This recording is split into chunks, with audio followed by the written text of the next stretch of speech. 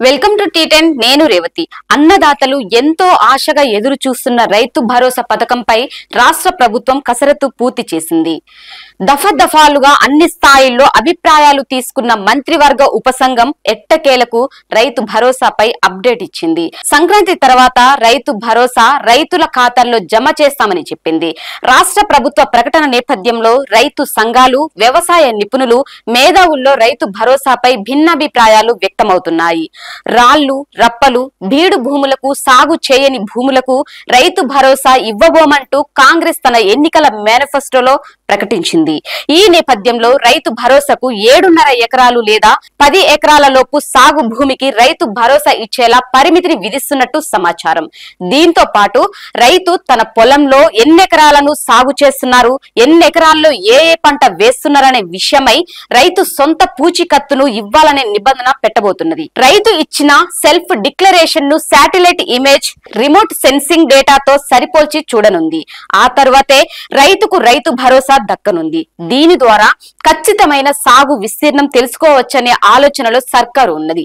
ఖచ్చితమైన సాగు భూమి నిర్ధారణకు 4-5 సర్వేలు ఇప్పటికే అందుబాటులో ఉన్నప్పటికీ దాని ఆధారంగా రైతు భరోసా ఇవ్వకుండా కొత్త కొర్రీలు పెడుతున్నది. ఈ నేపథ్యంలోనే సర్కారు ప్రతి సీజన్ కు రైతు నుంచి సెల్ఫ్ డిక్లరేషన్ తీసుకోవాలని భావిస్తున్నది. మొత్తంగా రైతు భరోసాకు కోతలు పెట్టేందుకు రాష్ట్ర ప్రభుత్వం రకరకాల లీకులు ఇస్తున్నది. సాగులో ఉన్న రైతులను గుర్తించేందుకు ఇప్పటికే కేంద్ర ప్రభుత్వం కూడా సర్వే చేసింది. దాన్ని పరిగణలోకి తీసుకోకుండా ఇప్పుడు ఈ కొత్త షరతులు పెట్టడం రైతు భరోసాను ఎగ్గొట్టే ప్రయత్నమేనన్న విమర్శనలు వస్తున్నాయి. ఈ నెల 4న జరగనున్న రాష్ట్ర కేబినెట్ సమావేశంలో సర్కార్ వైఖరేమిటో స్పష్టం కానుంది. ఇవన్నీ వాస్తవాల్లో పుకార్లో తేలనుంది. పంట వేసిన ప్రతి రైతుకు రైతు భరోసా ఇవ్వాలని ఉప ముఖ్యమంత్రి భట్టి విక్రమార్క నేతృత్వంలోని కేబినెట్ సబ్ కమిటీ సూత్రప్రాయంగా నిర్ణయించింది. ఈ అభిప్రాయాన్ని మంత్రివర్గం ముందుంచనుంది. గురువారం సచివాలయంలో భట్టి అధ్యక్షతన కమిటీ భేటీ అయింది.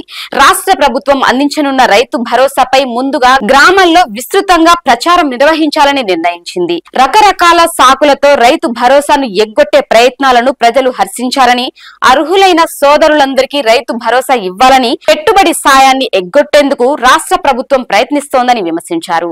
కౌలు రైతులకు కూడా రైతు భరోసా ఇస్తామన్న ప్రభుత్వం కనీసం వారిని గుర్తించేందుకు సిద్ధపడటం లేదన్నారు. ఇదిలా ఉంటే 5, 6, 7 తేదీల్లో గ్రామ సభలు నిర్వహించి రైతు భరోసాపై విస్తృత ప్రచారం నిర్వహించాలని మంత్రివర్గ ఉపసంఘం తీర్మానించింది. ఒక మండలాన్ని 3 విభాగాలుగా చేసి రైతు భరోసా కోసం దరఖాస్తులు ఆహ్వానించాలని అభిప్రాయపడినట్లు తెలిసింది. దీనిపై మీ కామెంట్ తెలియజేయండి. ఇది వాళ్ళ న్యూస్, చూస్తూనే ఉండండి టీ10.